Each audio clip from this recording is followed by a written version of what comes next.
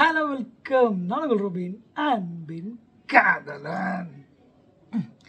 Happy birthday my dear தலை. வாழு வாழ விடு. நீ முதல்ல உன்னை பாரு, உன் குடும்பத்தை பாரு. அதுக்கப்புறம் உனக்கு டைம் இருந்தால், விருப்பம் இருந்தால் என் படத்தை பாரு.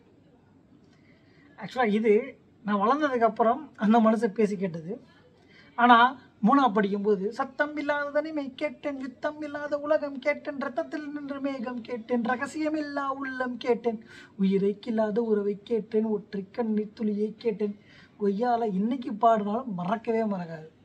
நான் மூணாவது படிக்கும்போது அஜித் தான் இந்த படத்தில் இந்த பாட்டை பாடியிருந்தார் அப்படின்னு வரைக்கும் மனப்பாடம் பண்ணி பாடி காட்டாத ஆளே இல்லைன்னு சொல்லலாம். வளரும் போது தான் தெரியும், ஓகே அது எஸ்பிபி பாடின பாட்டு அப்படின்னு. அதுக்கப்புறம் ஒவ்வொரு படங்களும் கிட்டத்தட்ட ரொம்ப பீக் ஏறினதுன்னு பார்த்தோம் அப்படின்னா வரலாறு,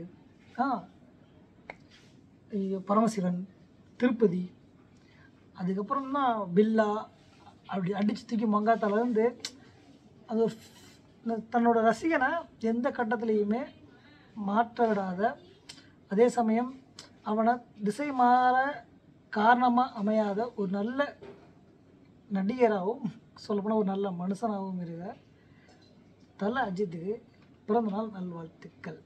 ஆக்சுவலாக ரொம்ப நாளாக பேசணும்னு நினச்சிட்டு இருந்த செக்மெண்ட், சரி ஓகே இன்றைக்கே அந்த நல்ல நாளோடு ஆரம்பிச்சிருவோம் அப்படின்னா டிடி அப்படின்னா என்ன, வீடியோ கடைசியில் சொல்கிறேன். கிட்டத்தட்ட ஒரு படத்தை எடுத்துக்கிட்டு பேசணும். ஏன்னா நம்ம பாயிண்ட் ஆஃப் வியூவில் துணிவு அப்படின்னு ஒரு படம் வந்துச்சு. அந்த படம் வந்து கடைசியாக நீங்கள் பார்த்துருப்பீங்க. அஜித்துக்கு வந்து ரீசெண்டாக வந்த, அதாவது ரொம்ப ரீசெண்டாக வந்த படம்னா அதுதான். அதுக்கப்புறம் விடாமுயற்சி இன்னும் பைப்லைனில் இருக்குது. அதுக்கப்புறம் குட் பேட் அக்லி அப்படின்ற படமும் பைப்லைனில் இருக்குது. ஸோ துணிவு படம் ரிலீஸ் ஆகிறதுக்கு முன்னாடியே துணிவு படத்துக்கு ப்ரிவ்யூ போட்டிருப்போம். துணிவு படத்தோட கதை இதுதான். ஏன்னா வினோத் வந்து ஒரு ஹேஷ்டேக் போட்டு ட்ரெண்ட் பண்ணார், மைண்ட் கேம் அப்படின்னு ஒன்று. அந்த மைண்ட் கேம் அந்த டீசரை வச்சு நீங்கள் எதுவும் கணிச்சிடாதீங்க அப்படின்ற ஒரு வார்த்தைக்காக தான். ஆனால் அந்த டீசரை வச்சு கணிச்சு கரெக்டாக சொல்லியிருந்தோம். ப்ரிவியூவோட லிங்க் கீழே கொடுக்குறேன், டைம் இருந்தால் பாருங்கள். ஏன்னா அந்த படத்தில் நீங்கள் நினைப்பீங்க ஃபஸ்ட் ஆஃப் ஃபுல்லாக அஜித் வந்து full and full negative shade அப்படின்னு. ஆனால் அது இல்லை. என்னப்பா நெகட்டிவ் சைடு இல்லையா? ஏப்பா சும்மா இருப்பா, ஹீரோவே கொள்ளையடிக்க வர்றாரு. கொள்ளையடிக்க வர்றவர் வந்து நெகட்டிவ் ஷேட் இல்லாமல் பாசிட்டிவ் ஷேடா? அவர் கூட வந்தவங்க பாதிக்கப்படுறாங்க, அவங்கள இழந்துடுறாங்க, அப்புறம் அந்த பையனும் செத்துடுறான். ஸோ அதுக்கெல்லாம் பழி வாங்கத்தான் அவர் அந்த பேங்கை கொள்ளையடிக்கிறாரு. இது எப்படிப்பா பாசிட்டிவ் ஷேட் ஆகும்? இந்த இடத்துல தான் ஒரு முக்கியமான நாட்டை வினோத் செம்ம சூப்பராக வச்சுருப்பாப்புல. ஏன்னா படத்தோட அந்த கொள்ளையடிக்கிற சீனது எல்லாம் வந்துக்கிட்டே இருக்கும்போது கேங்ஸ்டர் ஏகே, அதாவது படத்தில்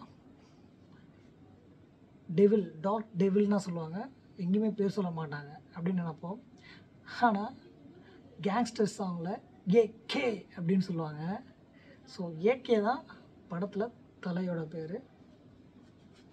நீங்கள் நல்லா கவனிச்சிங்கன்னா 20 கண்ட்ரியில் 20 அட்டம்ப்ட்டு எதுவுமே ஃபெயிலியர் இல்லை அப்படின்னு சொல்லும்போது இன்ட்ரோ சாங் வருது, கேங்ஸ்டர் சாங் ஃபுல்லாகவே பெத்த பொண்ணுக்காக வந்து நிற்கும் தகப்பும் கூட கேங்ஸ்டர், அப்படி செம்ம லிரிக்ஸ் போகும். ஏன்னா நம்ம நினச்சிக்கிட்டு இருக்கோம் கஞ்சா விற்கிறவன், ரவுடித்தனம் பண்ணுறவன், போக்கிரித்தனம் பண்ணுறவன், கொலை பண்ணுறவன், இவனுக்கு தான் கேங்ஸ்டர், கொல்ல கூட்டம் அப்படின்னு நினச்சிக்கிட்டு இருப்போம். ஆனால் லிரிக்ஸில் தரமாக செஞ்சுருப்பாங்க, இவங்களும் தான் கேங்ஸ்டர், இவங்க வேற மாதிரி கேங்ஸ்டர் அப்படின்னு. அப்போ அந்த லீடு ஒன்று பிரிப்பாங்க தெரியுமா, அந்த இன்ட்ரோ சீன், அதாவது அந்த கேங்ஸ்டர் சாங்லேயே ஒரு சின்ன சீன் வரும். அதாவது ஒரு கோல்ட் ஸ்மக்லிங் பண்ணுற மாதிரி, அரசி சட்டை போட்டுவா, சரி ஓகே உட்கார அப்படியே அவ்வளோ அப்படின்னு. அந்த சாங்கில் ஒரு ப்ராஜெக்ட் வந்திருக்குன்னு சொல்லுவாங்க. அதாவது கோல்ட் ஸ்மக்லிங், கோல்ட் பீஸை வந்து கடத்தணும் அப்படின்ற மாதிரி தான் நீங்கள் பார்த்துருப்பீங்க. ஆக்சுவலாக ஃபஸ்ட் டைம் பார்க்கும்போது நானும் அப்படி தான் நினச்சேன். ஆனால் செகண்ட் டைம் பார்க்கும்போது ஒரு டைலாக் வரும், ரிமெம்பர் ஹூ வி ஆர். ஆக்சுவலாக அது எனக்கு ஃபஸ்ட் டைம் பார்க்கும்போது ரிமெம்பர் ஓவியா அப்படின்னு ஓகே தலைக்கு வந்து ஓவியான்னு ஒரு பொண்ணு இருக்குது போல், அதெல்லாம் யோசிச்சு பார்க்குற சொல்கிறாரு நினச்சேன். ஆனால் அதுக்கு ரிமெம்பர் ஹூவியா, யோசிச்சுப்பா நம்ம யார் அப்படின்னு சொல்ல வர்றாரு. அப்படியே அந்த அந்த சீனை அப்படியே இந்த இன்ட்ரோஷனை கனெக்ட் பண்ணணும். அது வந்து என்ன சொல்லுவாங்க அப்படின்னா, கேரளாவுக்கு போக வேண்டிய கோல்டு வந்து பேங்காக்கில் பேங்காக் ஸ்மக்லரால் லாக் பண்ணி திருடிட்டான். இப்போ அதை மறுபடியும் கேரளாக்கே எடுத்து சொல்லி கேரளா கவர்மெண்ட் கேட்டிருக்கு. ஸோ அது நம்ம பண்ணி தரணும்னு சொல்லும்போது ஆல்ரெடி பேங்காக் போலீஸ் நம்ம தேடிக்கிட்டா இருக்குது, எப்படி எடுக்க முடியுன்றப்ப தான் அந்த நாட்டு உடஞ்சி பேங்காக் போலீஸும் அந்த ஸ்மக்லருக்கு உடந்தையாக இருக்க மாதிரி காட்டி அந்த பேங்காக் ஸ்மக்லர்லேருந்தும் அந்த போலீஸ்லேருந்தும் அந்த தங்கத்தை எப்படி காப்பாற்றி கொண்டு வராரு அப்படின்றது தான் அழகாக கட்டிப்பாங்க. ஸோ அந்த 20 கண்ட்ரீஸில் 20 அட்டம்ப்ட்ன்றது வில்லன்கிட்டருந்து பொருளை காப்பாற்றி, வில்லன்கிட்டருந்து மக்களை காப்பாற்றி அந்த கவர்மெண்ட்டுக்கு அவர் என்ன செஞ்சார் அப்படின்ற மாதிரி ஒரு சின்ன நாட்டு. அந்த ஸ்னாப் வந்து டக்கு டக்கு டக்குன்னு போகும். அதில் Dubai, Malaysia, Singapore, gulf countries, Europe, இந்த மாதிரி டக்கு டக்கு டக்குன்னு வந்துட்டு போகும். நீங்கள் பொறுமையாக அந்த படம் நெட்ஃப்ளிக்ஸில் இருக்குது. ஸோ நம்ம ஹீரோ இன்ட்ரோ ஆகுறதே நல்லவராக தான். ஆனால் வினோத் மைண்ட் கேம்னு ஒரு செட் பண்ணார் தெரியுமா? ஏன்னா நீ பார்க்கும்போது இவன் வந்து திருடன் கொள்ளையடிக்க வந்திருக்கான் அப்படின்ற மைண்ட்லேயே தான் நீங்கள் ஃபஸ்ட் ஆஃப் வரைக்கும் பார்ப்பீங்க. ஏன் அமீரும் அந்த பொண்ணு பேர் என்ன பேர் மறந்துருச்சு, அவங்க 2 பேர் செத்ததுக்கப்புறம் கூட ஓகே இவங்க செத்ததுக்காக தான் இந்த பேங்க் கொள்ளையடிக்க வந்திருக்கான் போல பழிவாங்க அப்படின்னு தான் நினைப்பீங்க. கடைசியில் அந்த வெற்றி பையன் இறந்ததுக்கப்புறம் கூட அந்த வெற்றிக்காக தான் வந்திருக்காங்க அப்படின்னு இருப்பாங்க. பட் உண்மை என்னவோ அந்த வெற்றியோட கேரக்டர் இறந்து போகிறதுனால அந்த கேரக்டருக்காக தான் அவர் வராரு. ஆனால் அவர் அப்போ ஒன்றும் திருந்தலை.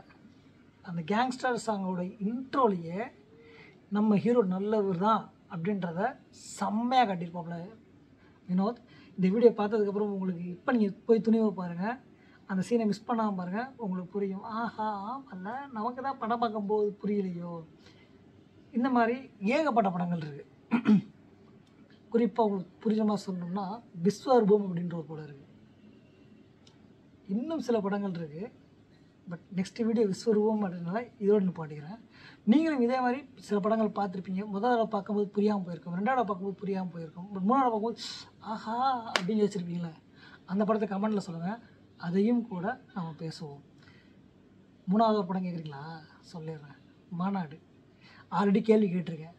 மாநாட்டில் சிம்பு மொத்தம் எத்தனை முறை செத்து பொழைப்பார்? கமெண்ட்டில் சரியான பதிலை சொல்லுங்கள். என் கை காசை போட்டு உங்களுக்கு ஜிபே 100 ரூபா அனுப்புகிறேன். ஸோ வீடியோ இதோடு முடிச்சுக்கலாம். ஒன்ஸ் அகெயின் ஹாப்பி பர்த்டே தலை. Yes, DD means director touch. நல்லா இருக்கா? இந்த செக்மெண்ட்டில் இன்னும் நிறைய படத்தை பற்றி பேச போகிறோம். ஸோ இந்த வீடியோ பிடிச்சிக்கணும் நம்புகிறேன். பிடிச்சிருந்தா லைக் பண்ணுங்கள். மறக்காமல் உங்கள் ஃப்ரெண்ட்ஸும் துணிவு படத்தில் இந்த மாதிரியா கான்ட்ராவர்சியல் தாட்ஸ் வச்சு மொக்கா படம்டா அப்படின்னு சொல்லியிருந்தாங்கன்னா இந்த வீடியோவை ஷேர் பண்ணுங்கள். சப்போஸ் இதெல்லாம் இன்னும் சொல்லியிருக்கலாம் ப்ரோ அப்படின்னு நீங்கள் நினச்சி குறைகள் இருந்தால் கமெண்ட்டில் சொல்லுங்கள். மறக்காமல் உங்கள் ராபினோட நம்ம ஓல்ட் ரேஸ் சேனலை சப்ஸ்கிரைப் பண்ணி பெல் பட்டனை திருக்க விடுங்க. அண்ட் சொல்கிறாப்ப ஏன்னா காதல பாய்.